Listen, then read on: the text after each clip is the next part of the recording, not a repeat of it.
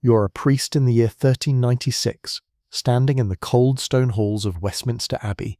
Your breath mists in the autumn air as you clutch your prayer book, watching in fascination as servants scurry about, preparing for what the courtiers whisper will be the most unusual royal wedding England has ever witnessed. The bride has arrived from France, a princess, they say, daughter of King Charles himself. You've blessed many marriages in your time, joined countless hands in holy matrimony, but never have you seen such a stir at court. When the great oak doors swing open and the wedding party enters, your eyes widen in disbelief. The groom, King Richard II, cuts an impressive figure at 29, tall, regal, his golden hair catching the filtered light streaming through the stained glass windows. Beside him walks what appears to be a child, barely reaching his elbow, her tiny hand swallowed entirely by his gloved palm.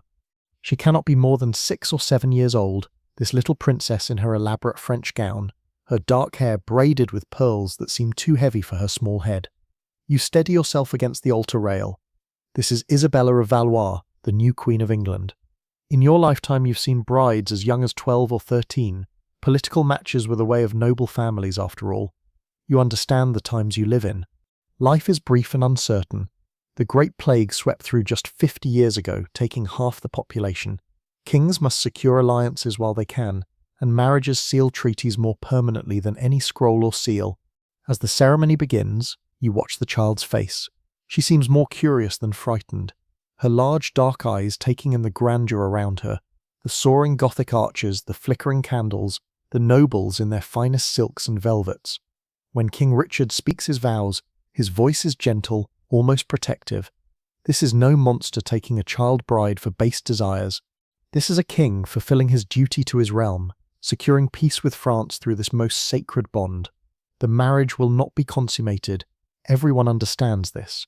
The little queen will be raised and educated at the English court until she comes of age. It is the way things are done.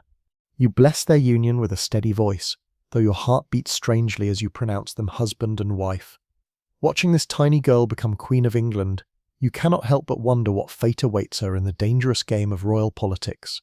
Before diving into these forgotten stories of survival and suffering, if you enjoy learning about the hidden truths of history, consider hitting that like button and subscribing for more content like this. And please, comment below to let me know where you're listening from. I find it incredible that we're exploring these ancient stories together from different parts of the world, connected across time and space by our shared curiosity about the past. The marriage of Isabella of Valois to Richard II was never meant to be a love story. It was a masterpiece of medieval diplomacy, a human chess piece moved across the board to end one of the most devastating conflicts in European history, the 100 Years' War. To understand Isabella's fate, we must first understand the world into which she was born and the forces that would shape her brief, tragic life. Isabella was born on November 9, 1389, at the Louvre Palace in Paris, the eldest daughter of one of medieval Europe's most troubled monarchs. Her father, King Charles VI of France, suffered from bouts of madness which may have made for some frightful moments for the young princess. Known to history as Charles the Mad, her father's condition would periodically transform him from a capable ruler into a raving lunatic who sometimes forgot his own identity, believed he was made of glass, or refused to bathe for months at a time. Imagine little Isabella's childhood in the opulent but unstable French court. One day her father might bounce her on his knee, showering her with gifts and attention. The next, she might find him cowering in a corner, screaming that assassins were coming to kill him, or standing motionless for hours, convinced that if he moved, his glass body would shatter into 1,000 pieces. The palace servants would hustle the children away during these episodes, but the fear and confusion lingered in young Isabella's eyes. Her mother, Isabella of Bavaria, was a formidable woman trying to hold the kingdom together during her husband's periods of incapacity. Beautiful and intelligent, Isabella had her own political ambitions, and understood better than most that her children were valuable assets in the complex web of European politics. She watched her eldest daughter with calculating eyes, knowing that Isabella's beauty and royal blood would one day secure a crucial alliance for France. The world Isabella was born into was one of almost constant warfare. For nearly 60 years, England and France had been locked in a brutal conflict that had devastated both kingdoms. The 100 Years' War had begun over English claims to the French throne, but it had evolved into something far more complex, a struggle for national identity, economic dominance, and territorial control that had consumed entire generations. French villages lay in ruins from English raids. English nobles had spent their fortunes financing campaigns across the Channel. Both kingdoms were exhausted, their treasuries depleted, their people weary of war. By the 1390s there were whispers in both courts of peace, but peace required more than just words. It required bonds that could not easily be broken. This is where 6-year-old Isabella entered the grand theatre of European politics. The idea of marrying Isabella to Richard II first emerged during secret negotiations between French and English ambassadors in 1395. Richard had been devastated by the death of his beloved first wife, Anne of Bohemia, the previous year. Anne had been known as Good Queen Anne, adored by the English people for her gentleness and charity.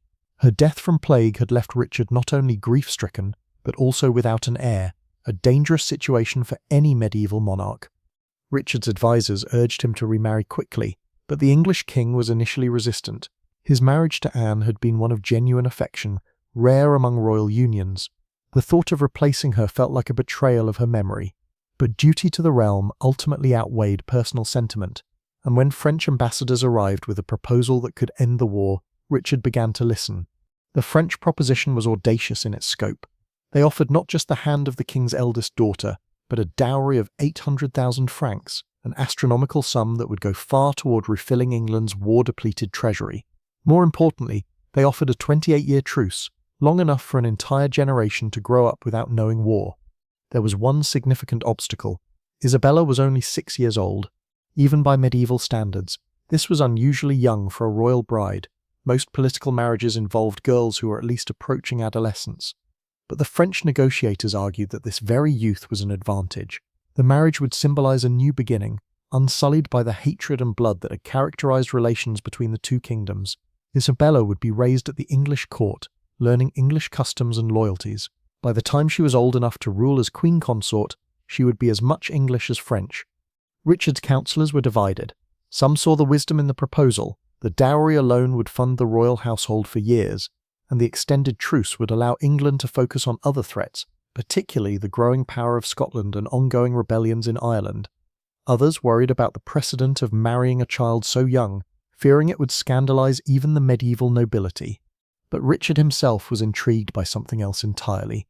Court observers noted that when he saw the miniature portrait of Isabella sent by the French ambassadors, something in his expression softened.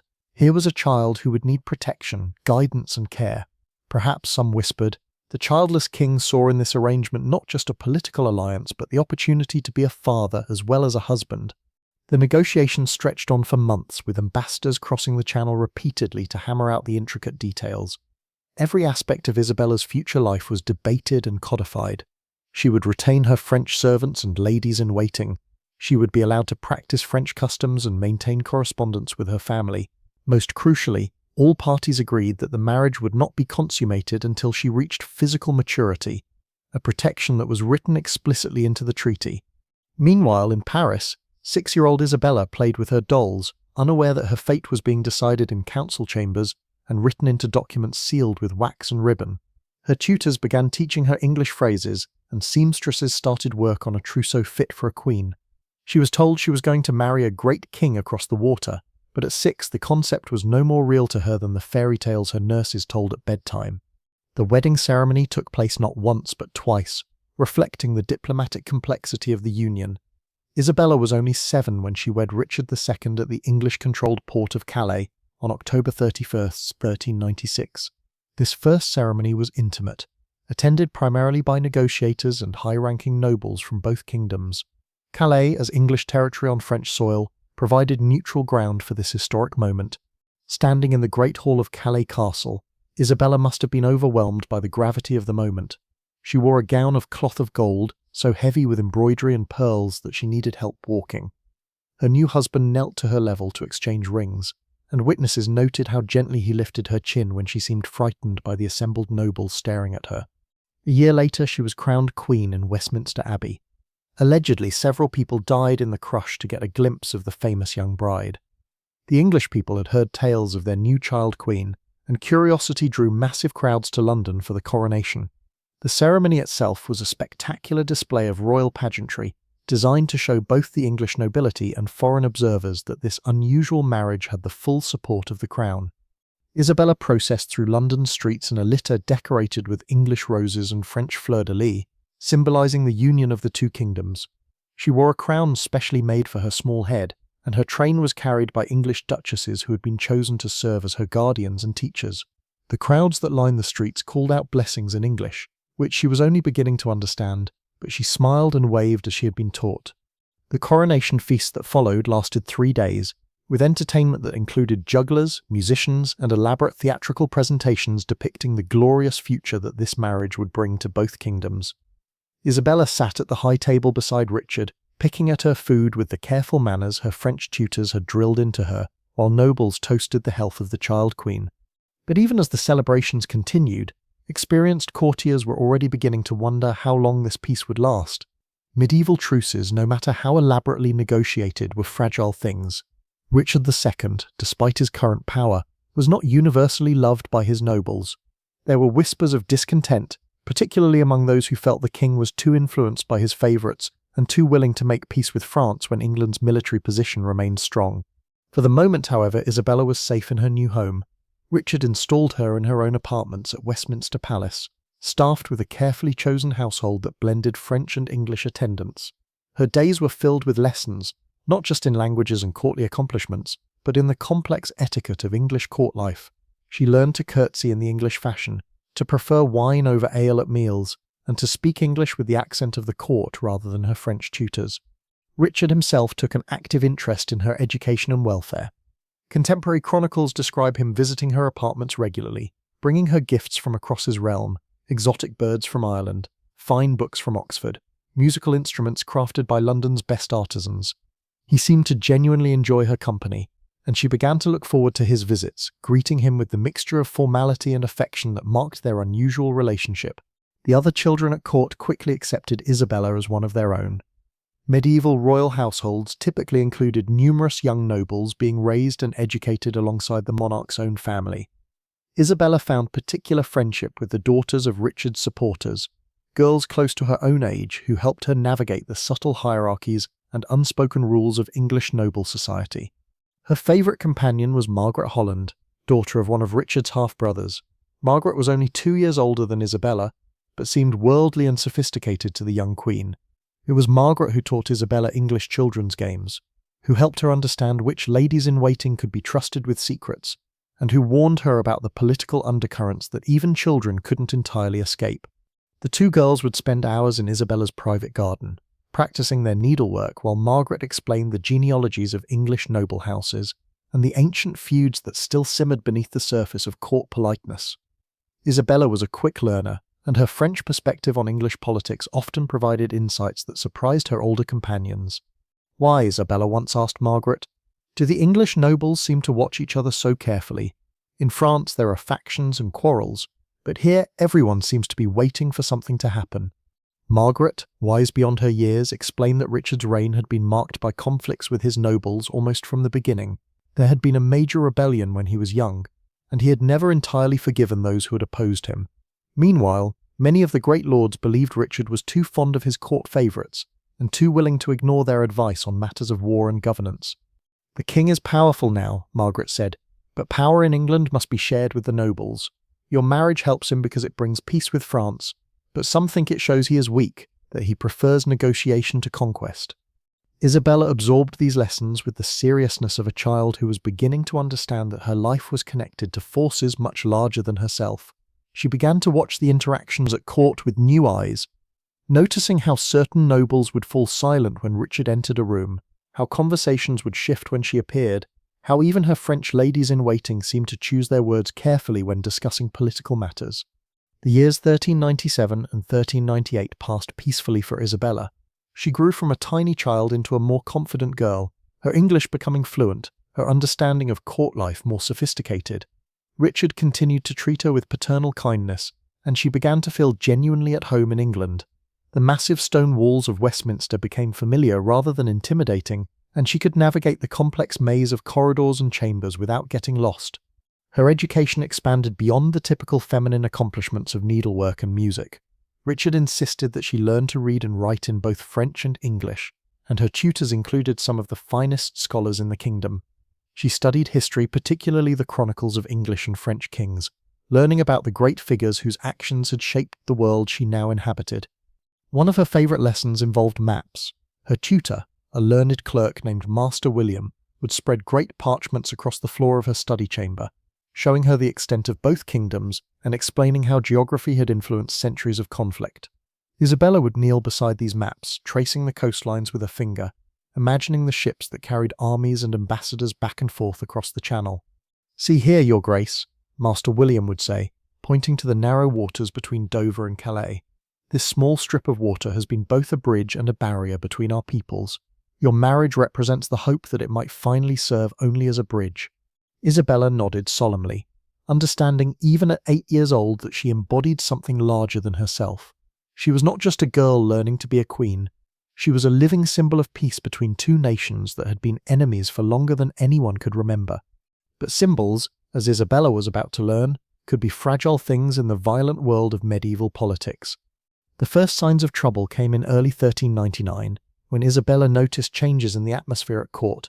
Conversation stopped more abruptly when she appeared. Her ladies-in-waiting exchanged worried glances when they thought she wasn't looking. Even Margaret Holland seemed distracted and anxious, though she tried to maintain their usual routines. Richard himself seemed different. His visits to Isabella's apartments became less frequent, and when he did come, he appeared preoccupied, sometimes staring out the windows toward the Thames as if expecting to see ships on the horizon. His usual gifts of books and trinkets ceased, and Isabella began to wonder if she had somehow displeased him. The truth was far more serious than a child's transgression. Richard was facing the greatest crisis of his reign, and it had nothing to do with his young queen. His cousin Henry Bolingbroke, whom Richard had exiled the previous year, had returned to England with an army, claiming that he had come only to reclaim his inheritance, but clearly intending much more. The English nobles, many of whom had long chafed under Richard's rule, began to flock to Henry's banner. The carefully constructed stability that had allowed Isabella to feel safe at the English court was crumbling with terrifying speed. Isabella first realised the severity of the situation when she woke one morning to find that several of her English ladies-in-waiting had disappeared during the night. When she asked her French attendants where they had gone, she received only evasive answers. By afternoon, she could hear shouting from the courtyard below her windows, and when she looked out, she saw armed men wearing unfamiliar livery. Margaret Holland burst into Isabella's chambers that evening, her face pale with fear. "You must pack immediately," she whispered urgently. "Only the most essential things. We're leaving Westminster tonight."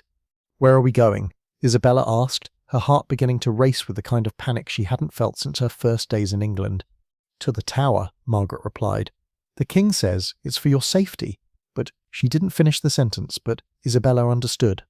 The Tower of London was both palace and prison, and in times of political upheaval, the distinction often became meaningless. The journey through London's dark streets was unlike anything in Isabella's previous experience. Instead of the ceremonial processions she was accustomed to, they travelled in a small, heavily guarded convoy, with armed men riding before and behind her litter. The curtains were drawn, but she could hear the sounds of the city around them. Not the usual noise of commerce and daily life, but something more urgent and threatening. At the Tower, Isabella was installed in apartments that were comfortable but clearly designed to contain rather than simply house their occupant. The windows were barred, and guards stood at every entrance. Her French ladies-in-waiting were allowed to remain with her, but most of her English attendants were dismissed. For the first time since arriving in England, Isabella felt truly isolated.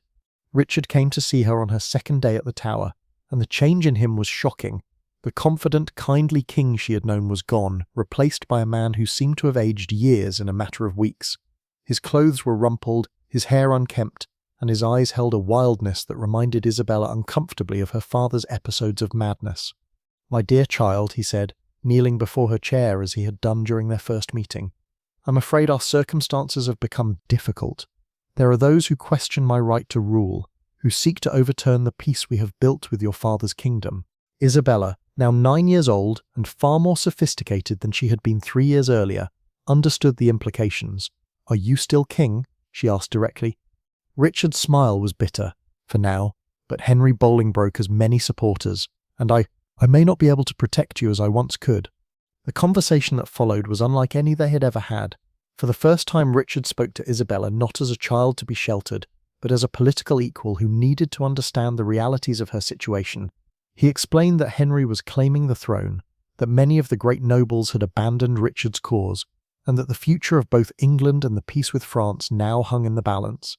"What will happen to me?" Isabella asked, displaying a composure that would have been remarkable in an adult, let alone a 9-year-old girl. "I don't know," Richard admitted, and Isabella could see that this uncertainty tormented him. "Henry may seek to use you as a bargaining chip with your father, or he may honour our marriage and continue to protect you. Much depends on whether he values peace with France above his own ambitions." This was Isabella's first real lesson in the brutal arithmetic of medieval politics. Her value as a person was secondary to her value as a symbol and a diplomatic asset. The love and care Richard had shown her, genuine though it may have been, could not shield her from the larger forces that were reshaping the English kingdom. The next few weeks passed in agonizing uncertainty. Isabella could hear the sounds of the city beyond the tower walls, but she was cut off from reliable news about what was happening. Her French ladies whispered among themselves in their native tongue, but even they seemed to know little beyond rumours and speculation. Finally, on a grey October morning, Isabella heard the sound she had been dreading, the heavy footsteps of armed men approaching her chambers. When the doors opened, she saw not the guards she had become accustomed to, but new men wearing the red rose livery of Henry Bolingbroke. The man who entered behind them was tall and imposing, with the bearing of a soldier and the calculating eyes of a politician. This was Henry himself, now Henry IV of England, come to meet the child who represented both an opportunity and a problem for his new reign. Isabella rose from her chair and curtsied deeply, as she had been taught to do when meeting a king.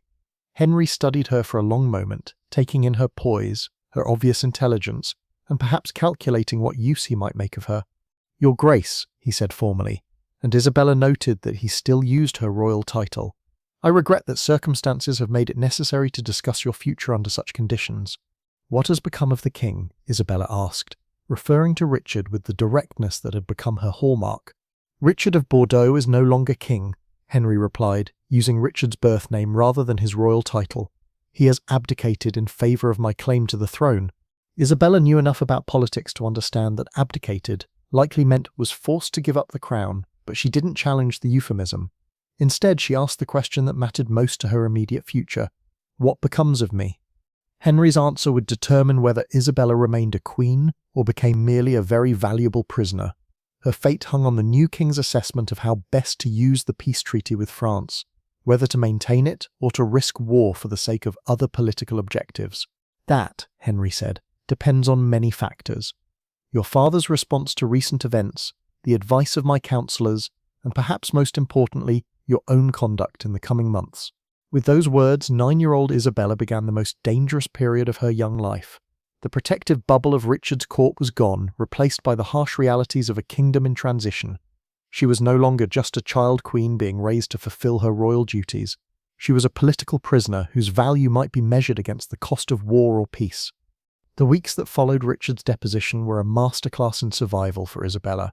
Confined to the tower but not yet formally imprisoned, she had to navigate the treacherous waters of a court that was still deciding what to do with her. Some of Henry's supporters argued that she should be sent back to France immediately, both to avoid the expense of maintaining her household and to signal that England was ready to renegotiate the peace treaty from a position of strength. Others counselled caution, pointing out that Isabella's presence gave England leverage in any future negotiations with France. As long as she remained in English custody, her father would be reluctant to take any action that might endanger her welfare. This faction argued that she should be maintained in comfort, but kept under careful watch. Isabella herself played her part with remarkable skill for such a young girl. She was unfailingly polite to her new captors, careful never to give offence or appear to be plotting against Henry's government. At the same time, she maintained the dignity befitting her rank, refusing to be treated as anything less than the queen she legally remained. Her French ladies-in-waiting proved invaluable during this period. Unlike her English attendants who had been dismissed or had fled, these women remained loyal to Isabella's interests rather than to any English faction. They helped her understand the nuances of her situation and coached her in the careful balance she needed to maintain. "Remember," her chief lady-in-waiting, Madame de Coucy, advised her, "you are still Queen of England in the eyes of the law and of your father's court. Henry may wear the crown, but he has not yet dared to dissolve your marriage or formally repudiate the treaty. As long as that remains true, you have value, and where there is value, there is hope." This hope, however, came with a terrible cost that Isabella was only beginning to understand. Word began to filter into the Tower about Richard's fate. First came rumours that he had died in captivity at Pontefract Castle. Then came whispers that his death had not been natural, that Henry's supporters had arranged for the former king to meet with an accident. When Isabella finally received confirmation that Richard was dead, the news hit her with unexpected force. She had never loved Richard as a wife loves a husband. How could she, when she was still a child? But he had been kind to her, had protected her, had been the closest thing to a father figure she had known since leaving France. His death represented not just personal loss but the severing of her last connection to the life she had built in England. The manner of Richard's death also carried ominous implications for her own future. If Henry was willing to arrange the murder of an anointed king, what scruples would he have about disposing of a French princess who had outlived her usefulness? These fears proved well-founded when, in early 1400, Isabella received an ultimatum from Henry's government. She would be allowed to return to France, but only if she formally acknowledged Henry as the rightful King of England and renounced any claims she might have to the English throne as Richard's widow. The proposed agreement was a diplomatic masterpiece from Henry's perspective. By voluntarily leaving England, Isabella would implicitly accept that her marriage to Richard had been dissolved by his deposition. This would free Henry from the obligations of the original peace treaty, while avoiding the political complications of forcibly expelling a child queen. For Isabella, the choice was stark: accept exile and acknowledge that her 3 years as Queen of England had been meaningless, or refuse and risk remaining a prisoner indefinitely. At 10 years old, she was being asked to make a decision that would affect not only her own future, but the relationship between England and France for years to come. Her French advisers were divided. Some argued that she should accept the terms and return to the safety of her father's court, where she could be cared for properly, and perhaps eventually find a new marriage. Others insisted that she should refuse, maintaining that she remained Richard's legitimate widow and England's rightful queen regardless of Henry's usurpation. Isabella herself struggled with the decision for weeks. Part of her longed to return to France to see her family again and escape the uncertain atmosphere of Henry's court, but another part of her recognized that accepting Henry's terms would be a betrayal of Richard's memory and an abandonment of the peace he had died trying to preserve. In the end, the decision was made for her by events beyond her control.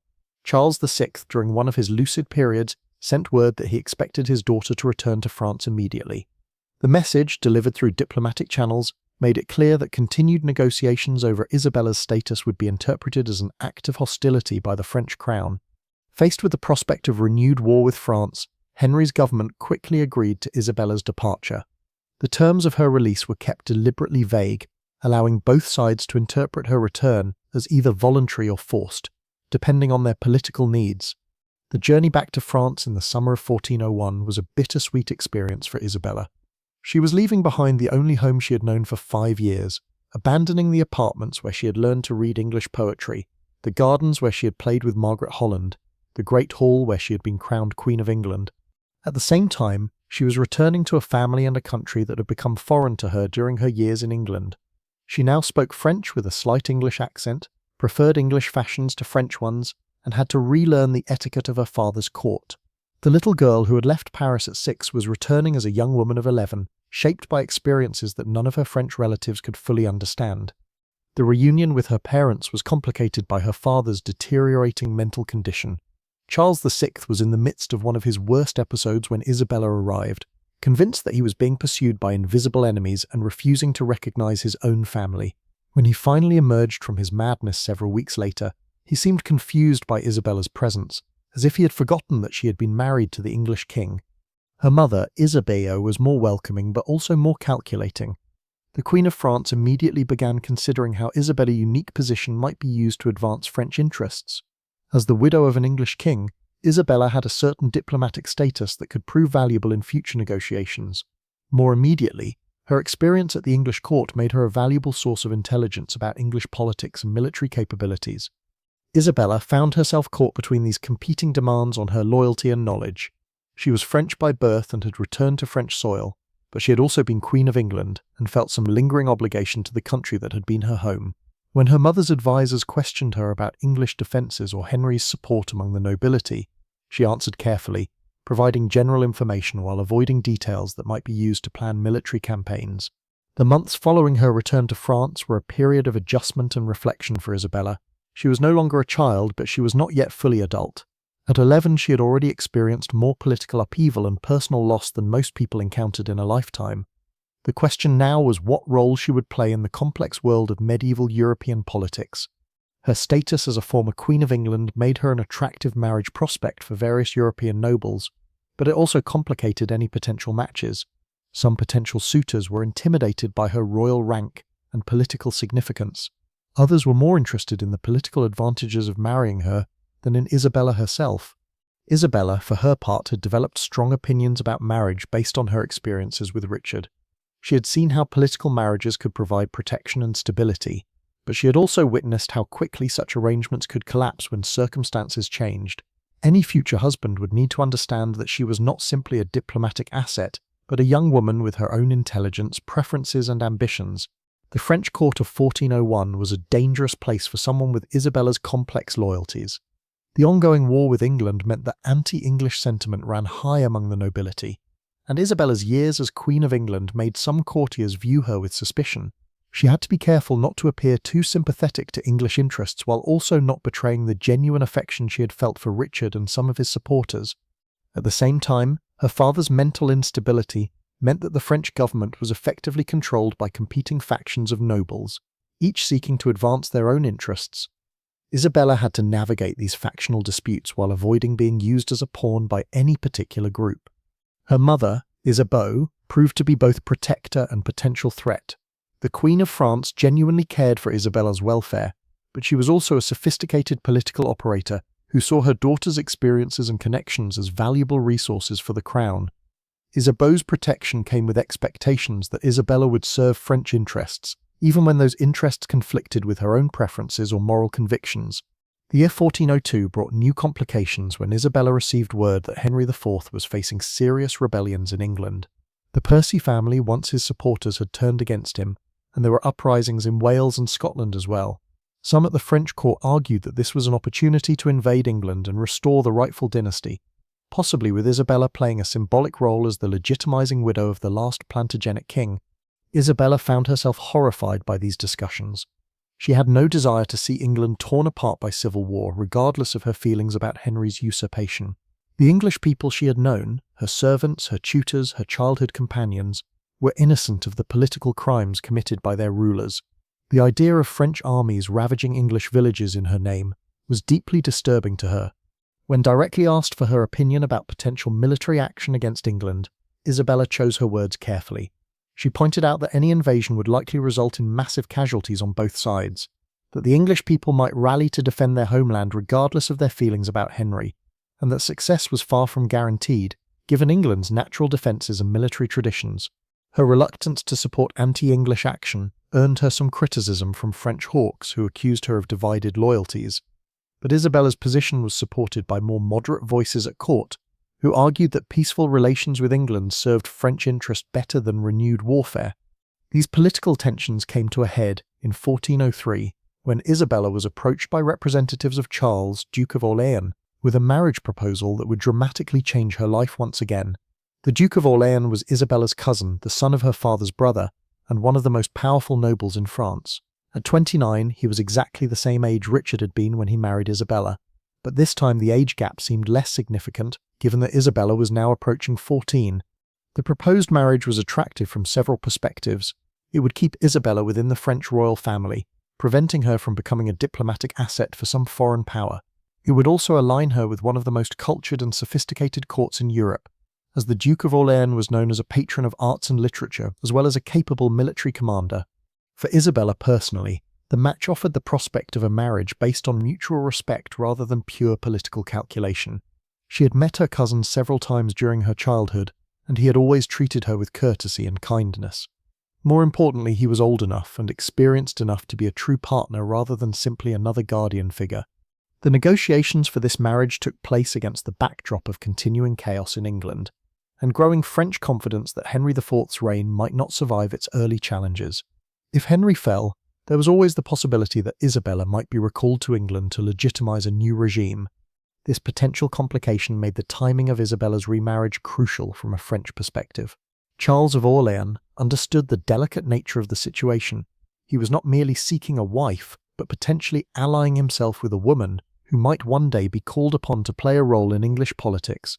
This added a layer of complexity to their courtship that was unusual, even by the standards of medieval noble marriages.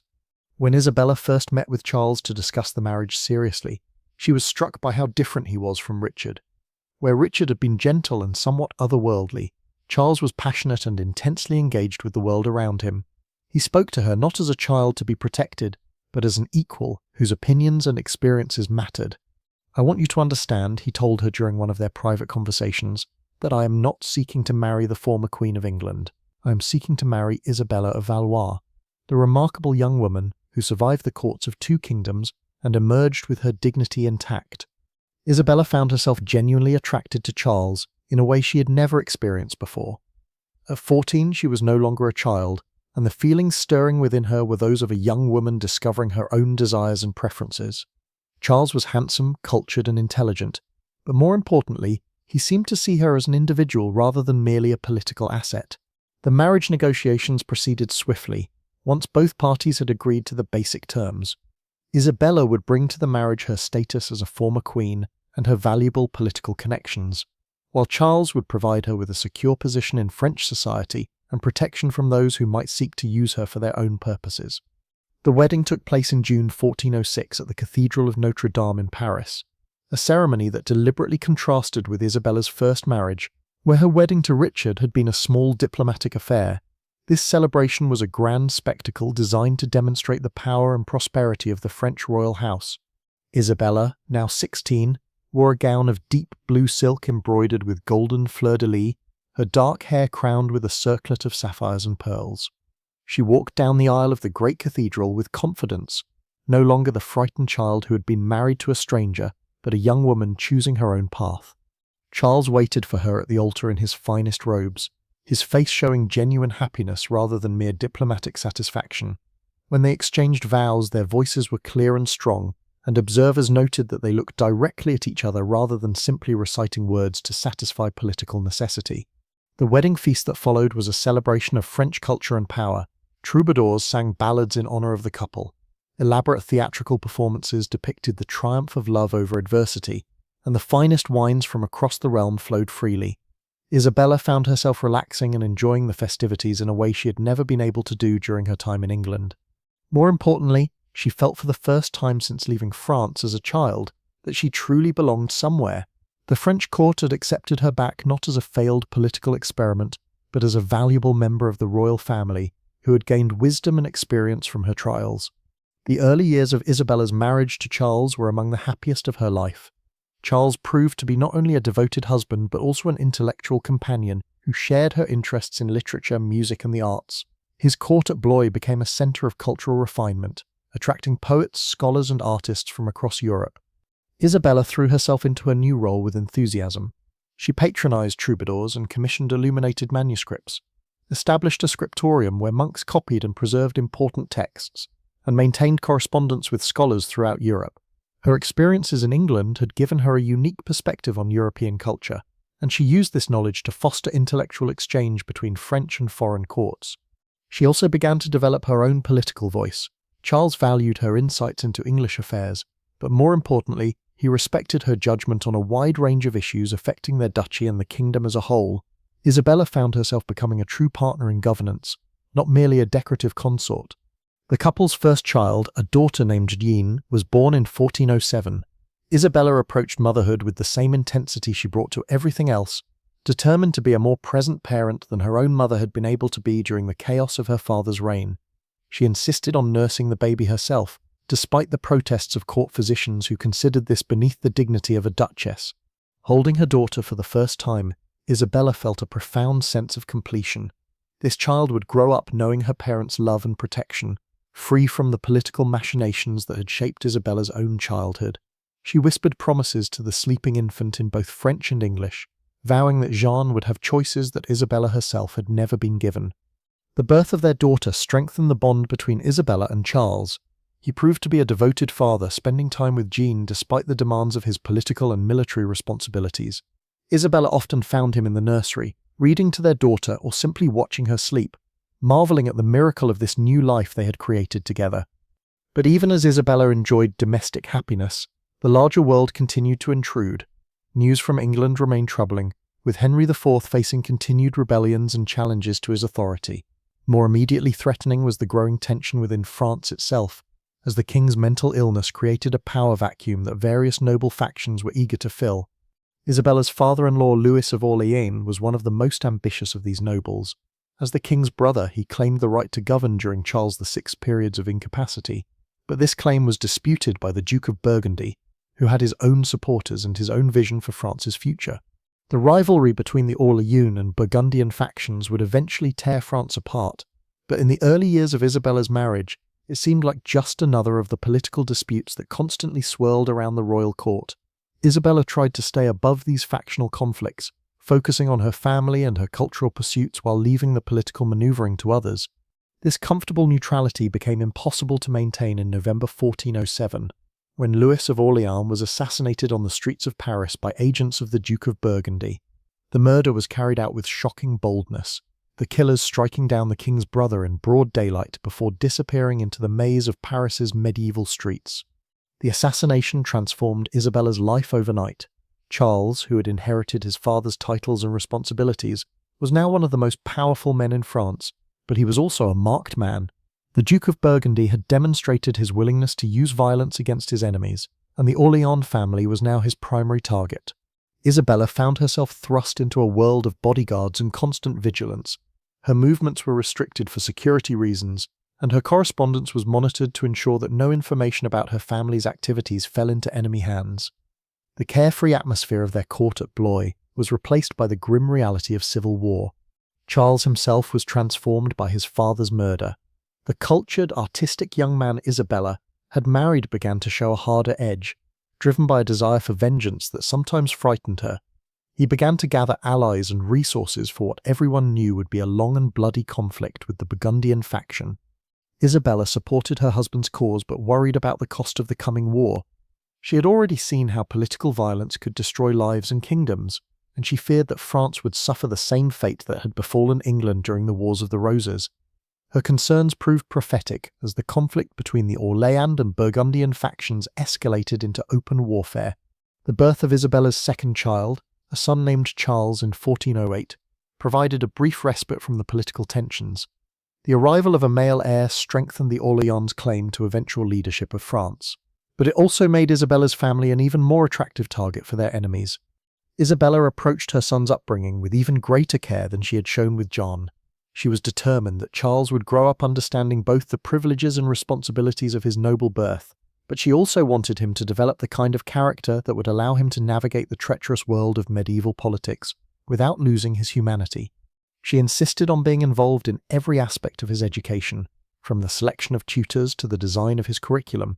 Drawing on her own experiences at the English court, she ensured that her son learned multiple languages, studied the histories of various European kingdoms, and developed the diplomatic skills that would be essential to his future role.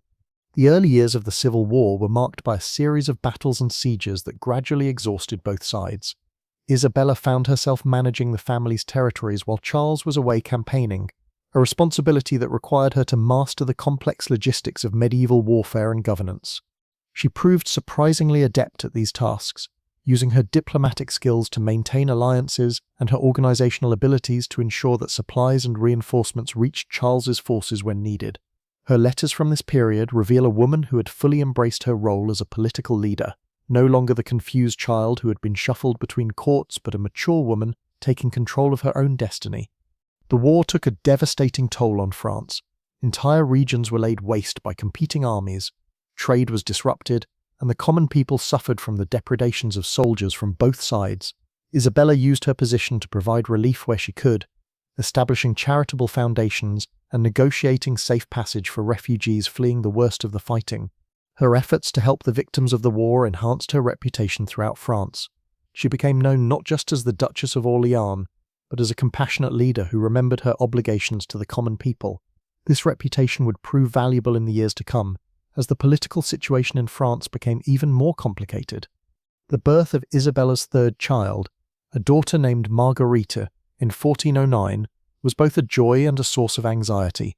Isabella was now 20, and the repeated pregnancies were taking a toll on her health. Medieval medicine offered little understanding of maternal mortality, but Isabella was intelligent enough to recognize the risks she faced with each childbirth. She approached this pregnancy with particular care, following the advice of the best physicians available and preparing detailed instructions for the care of her children in case something happened to her. These preparations proved to be prescient, as complications during Marguerite's birth nearly cost Isabella her life. For several days after the delivery, Isabella hovered between life and death, her body weakened by blood loss and infection. Charles rarely left her bedside, and messengers were sent throughout Europe to pray for her recovery. The possibility that she might die forced both Isabella and Charles to confront the fragility of their happiness and the uncertain future facing their children. Isabella's recovery was slow and incomplete.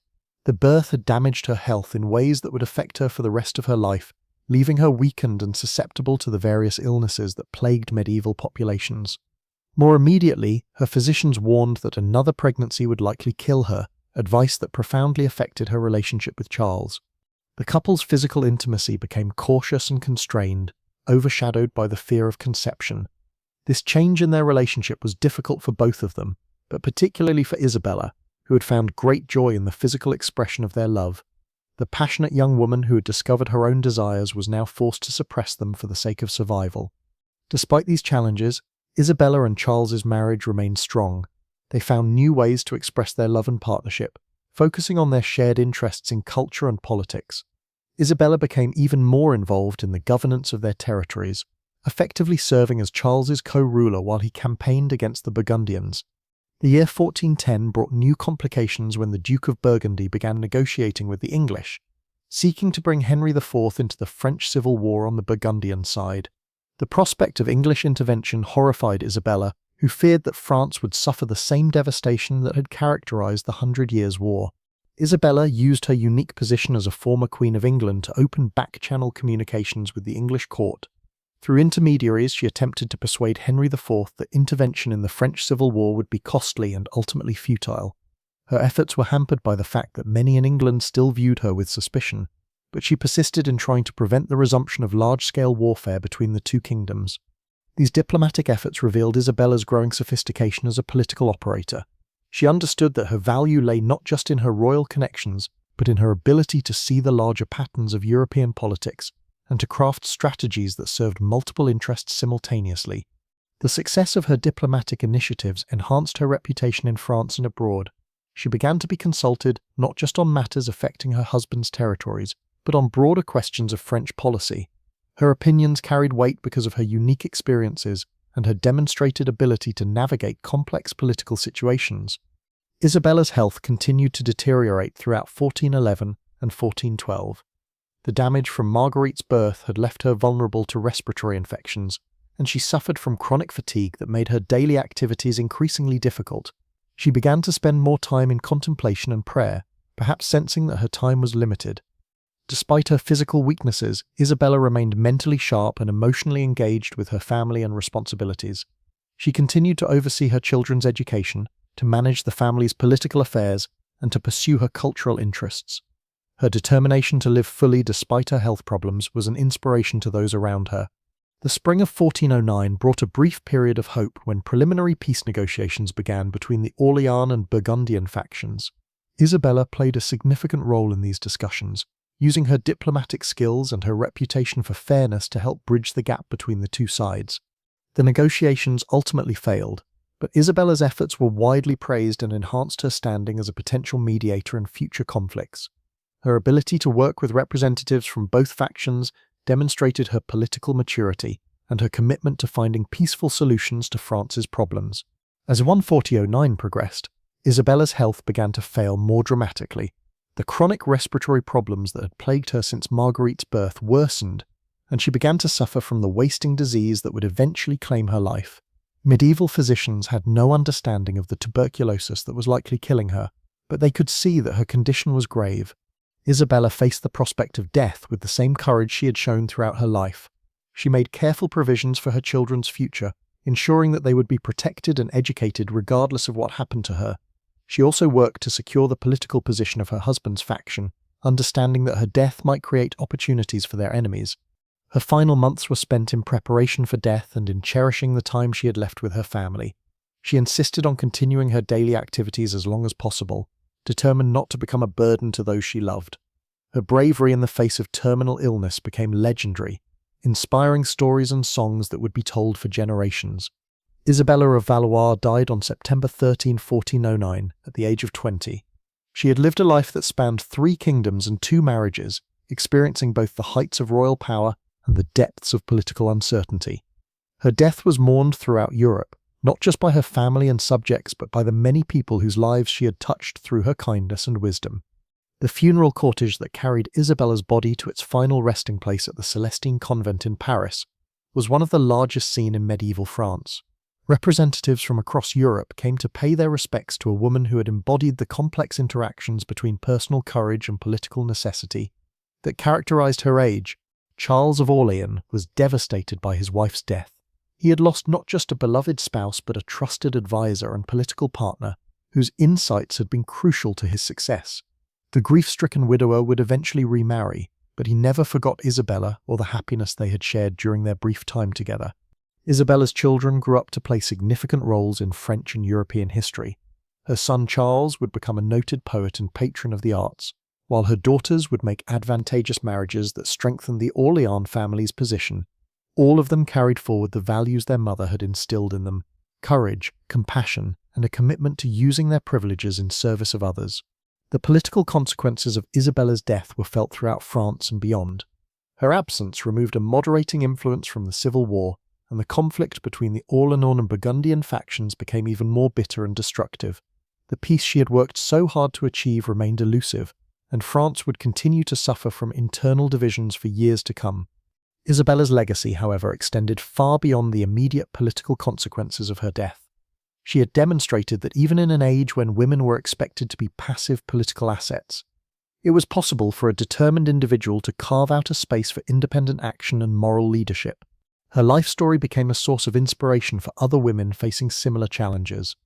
The example of Isabella's courage and intelligence was cited by later generations of female rulers and political actors who sought to expand the boundaries of what was considered possible for women in public life. Modern historians have sometimes struggled to understand Isabella's story, caught between admiration for her personal achievements and discomfort with the circumstances that shaped her life. The marriage of a 6-year-old child to a 29-year-old man violates contemporary sensibilities about childhood and consent, even when we understand the political necessities that drove such arrangements. But to judge Isabella's world by modern standards is to miss the profound humanity of her story. She was born into a system that treated royal children as diplomatic assets, but she managed to transcend those limitations and create a life of genuine meaning and accomplishment. Her marriages, whatever their origins, became partnerships based on mutual respect and affection. The violence and political instability that marked her era were not products of moral failing, but of a world where personal security and political legitimacy were constantly contested. Isabella's ability to navigate these challenges while maintaining her integrity and compassion speaks to the enduring human capacity for growth and moral courage. Her story reminds us that history is not just about the grand movements of armies and the rise and fall of kingdoms, but about the individual human beings who lived through these events and shaped them through their choices. Isabella of Valois chose to be more than a victim of circumstances, and in doing so she created a legacy that transcends the specific political arrangements of her time. Looking back across the centuries, we see in Isabella's life both the limitations and the possibilities that have always characterized human existence. She was constrained by the expectations of her age and gender, but she found ways to exercise agency and to make meaningful contributions to the world around her. Her story is ultimately one of resilience, intelligence, and the refusal to accept that personal happiness and political responsibility are mutually exclusive. The medieval world that produced Isabella of Valois was harsh and unforgiving in ways that we can barely imagine. Life was short, childhood was brief, and political alliances were often sealed with human lives. Yet within these constraints, people like Isabella found ways to create beauty, to show kindness, and to build relationships that brought meaning to their existence. Her legacy is not one of victimhood, but of triumph over circumstances that would have crushed a lesser spirit. In the end, Isabella's story is a reminder that every age has its own moral complexities, and that the people of the past, however different their world may seem, shared our fundamental human needs for love, security, and purpose. To understand her life is to understand something essential about the human condition, that we are all products of our time, yet capable of transcending the limitations that time imposes